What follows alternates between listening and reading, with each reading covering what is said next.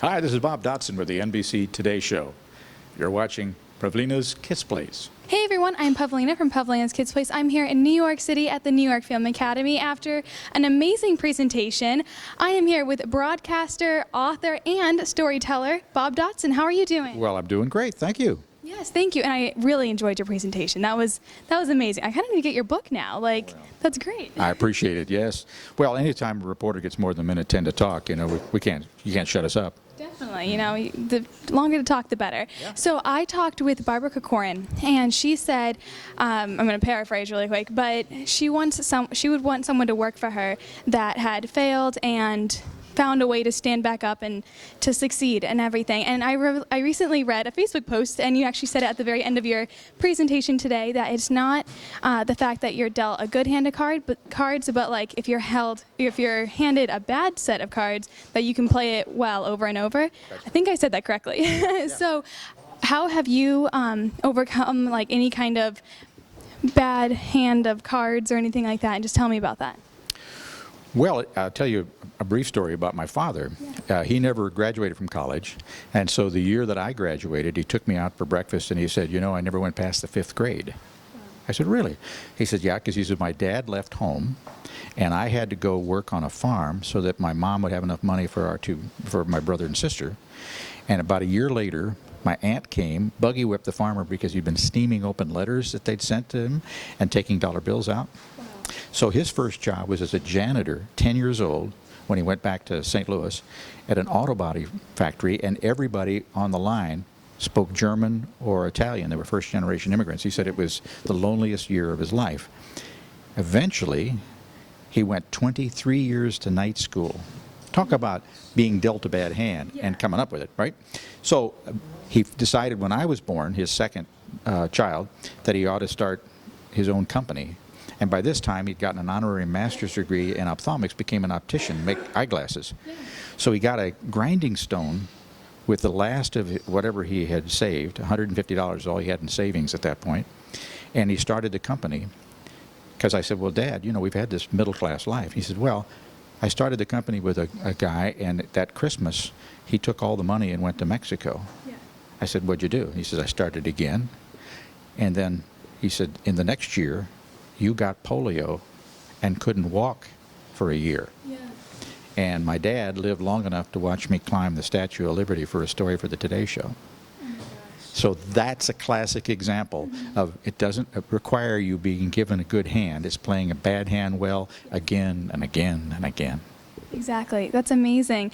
So you had the American Stories on the Today Show, and you showed us some amazing stories. What was like one of your favorites that you just love going back and watching that short story?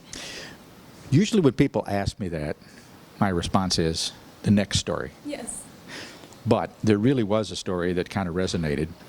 There was a fellow who was a beat cop in his mid-40s. He'd never gotten a raise or a different job on the Philadelphia Police Department because he never took any overtime.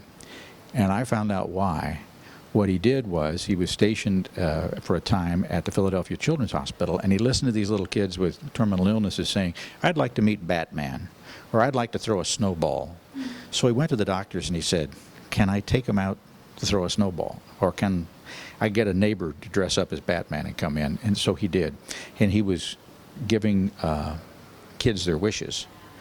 And eventually, he did it all mom and pop. And I called him and I said, I'd love to do a story on you. He said, no. He says, I just do it, because I can do it. And he says, I don't want to become the American Cancer Society. I don't have the wherewithal. And I said, well, there's a lot of people who have the instinct to do it, and you ought to do it. So he let me do it. Well, he was the reason that all of that Make-A-Wish Foundation, all that stuff got started, because that's what he did. And he asked only one thing of the parents. He says, when you bury the kids, just let me know and I'll come. And he'd been to several hundred funerals. And yet, time and again, that's what he did on his 8 hours after his 8 hours. So I did a story on him. And I watched that because there was a little girl that he took to Disney World.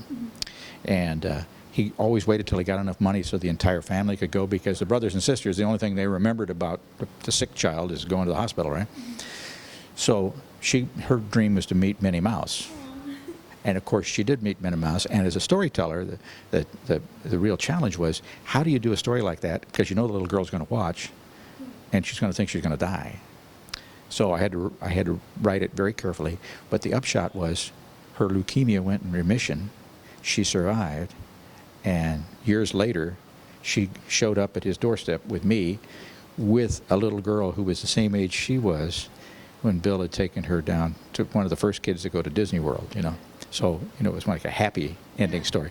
So those kinds of stories, you know, they stick with you forever, because his name is Bill Sample, and he ended up spending the rest of his retirement life helping people who, you know, who had that kind of an idea to do something. That's amazing. And now Make-A-Wish is like the biggest thing ever. Yeah. Like, they take kids to Disney all the time, you know? Yeah. But can you imagine when it was just mom and pop? Yeah. It was just like, okay, I'll throw a clam bake and we'll get enough money and off we go. That's insane. And during your presentation, you talked, something I thought was interesting was the rule of threes. Can you tell me a little bit about that? Yeah. Well, I've noticed as a storyteller for years that people, when you ask them a question, they respond in three ways. They give you the answer they think you've asked for, and then they explain their answer. You've seen that, right? But if you wait just a beat before you jump in with another question, they get a little nervous, because no one likes silence, right? No, it's like the worst thing. Like, Right. dead silence is like, oh. And that's where the story can take a deeper turn, because they will tell you things that you didn't know them well enough to ask. They'll go like, well, dummy, I killed my wife. Boom. You know, you're into it, and you go, oh, I didn't know you were a murderer. So let me ask you some of those questions. And so that's what I did. That's awesome. That's funny. I didn't know you were a murderer. There you go. Now you got a whole new story. That's amazing. Well, you know, a good story is like an onion, not because it makes you cry, but because there's lots of layers to it. And to make it universal, to get a larger and larger audience, you try to find different layers, different reveals in the story, that maybe the first part, they're only there because they like, they like pretty pictures, or they like the subject matter or something, but then they find something else to like, and something else, and then hopefully they're with you for the whole piece. Storytelling, you know, obviously you're like a master at storytelling. Yeah, I know, you gotta say. So how can you like either teach kids, you know, other broadcasters to get more into storytelling? Because like I'm on radio, and sometimes I have a hard time like getting out what I want to say, especially, you know, or like painting that picture like on air, or maybe even if it is on like TV. Well, and the other big challenge these days is the storytelling keeps getting tighter and tighter. When you talk about Tumblr, or you talk about a Twitter feed or something like that, it's very, very short. But keep in mind that country western songwriters and Japanese poets have been writing at that length for many, many years, because the essential tools of storytelling are the same. And sometimes we overlook that because we're so enamored by the technology, or how we're going to deliver this.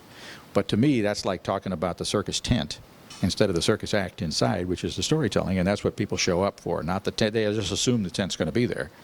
And I think that it works if you find a way during the day to become more efficient on gathering the elements that you need to tell your story, like using that rule of threes.